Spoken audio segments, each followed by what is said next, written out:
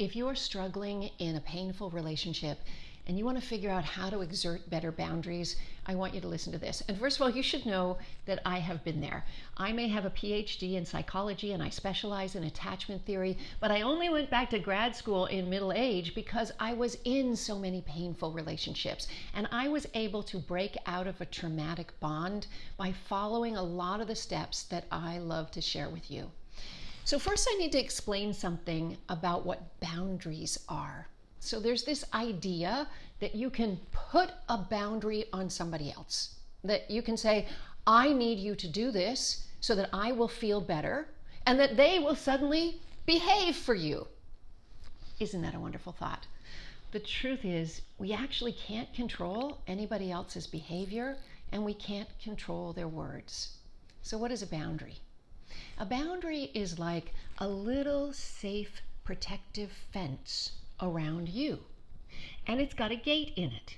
And you decide when to open the gate and close the gate. Now, open the gate, close the gate may be your various behaviors.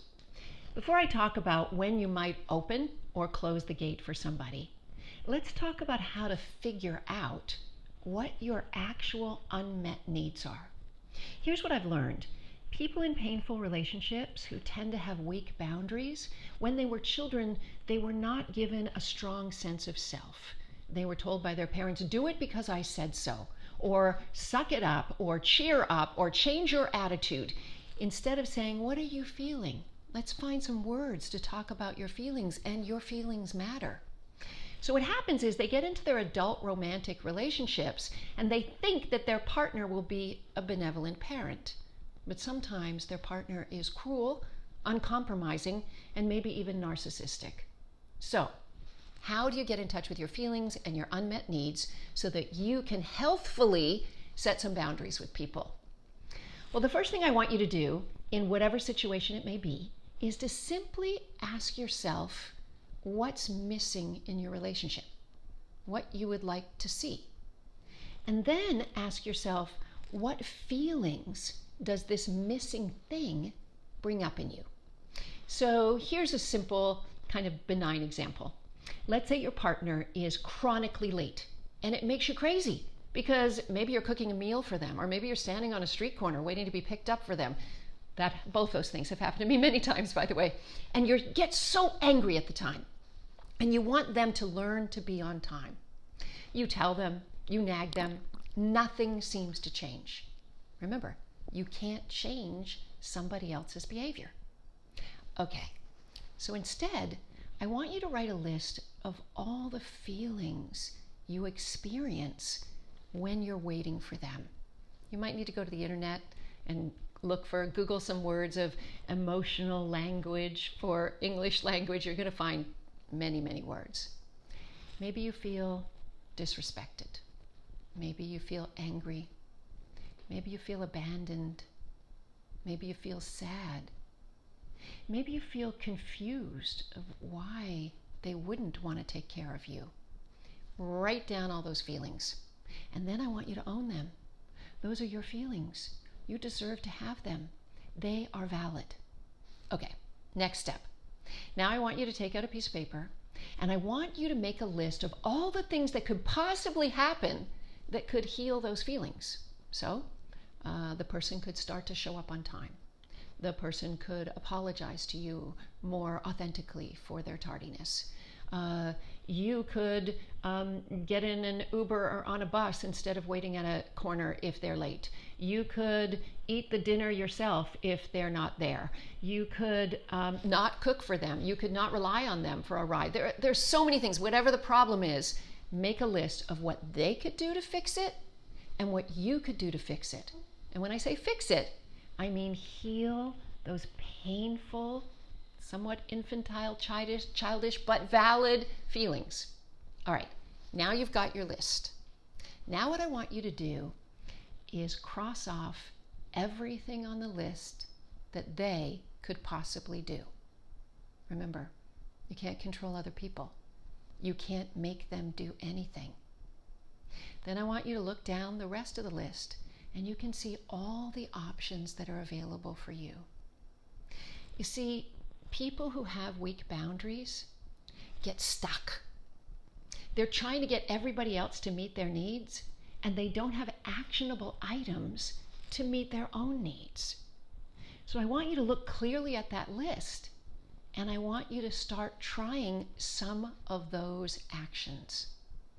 I know this sounds so simple, and it's not, especially if you're not used to expressing your boundaries. But sometimes exerting a boundary means not showing up for the boundary violation. It means offering a consequence. Now, the important thing to remember is this. When you offer a consequence to a boundary violation, it should not be a punishment designed to get them to do something. That's also trying to control somebody else's behavior. It should be about healing your own feelings, doing something that will feel better to you. Here's an example. One time, quite literally, I was standing on a street corner in the rain, pregnant with a toddler, because my baby daddy thought that I was too pregnant to drive and he should drive me around. So he took my very expensive car and he went to all his business meetings and he was late. And we sat there waiting, and I was getting more and more and more angry. And then I just said to my daughter, "What a beautiful day to walk in the rain. I love to walk in the rain. Let's see how many puddles we can find while we get home." And we walked home. Pregnant lady, a mile. It was fine in the rain because I changed my attitude. Now, I did not let him drive my car again and have the potential for him to leave me, but I was able to change the situation and change my action so in that moment I could feel better. And then I thought about how to avoid the boundary violation in the future. If there's somebody who's chronically late and it's a social event, you could do something like, punish them by telling them that the event starts 30 minutes earlier than it does to try to get them to show up at the right time. You could punish them by leaving early yourself and letting them see what it feels like to sit there without you. Or you could simply decide not to book events with this person that have a hard start time. You could simply decide to see them less often.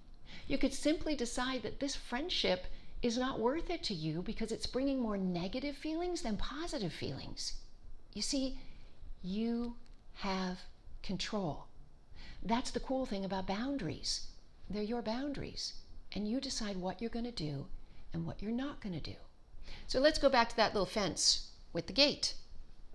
Let's say you've met somebody new and you're going on a date with them and they show up on time and maybe even they pay the check and they're polite and whatever. You're going to open the gate, meaning that you're going to expose a little more of yourself. You're going to be a little more vulnerable. It doesn't mean you're going to sleep with them on the first date or anything like that, but you're going to slowly open the gates to people who are reciprocating and treating you well. But if you go on a second or third date with that person and they suddenly show up late, they're not dressed well, they are sarcastic, they make a couple jabs at you, close the gate and move on. Don't feel that you have to change yourself to get them to like you. You're lovable. You're absolutely 100% lovable. You just need to find the right target who can see that. And that's about your action. And that's how you set a boundary. If you like what I teach, please follow me here on YouTube. Like it, put a comment. I'm just starting to grow my YouTube channel, and it's really exciting getting to know so many people around the world from YouTube. Of course, you can also follow me everywhere else on social media because I am everywhere else. I'm Dr. Wendy Walsh. I'm America's relationship expert, and I'm here for you.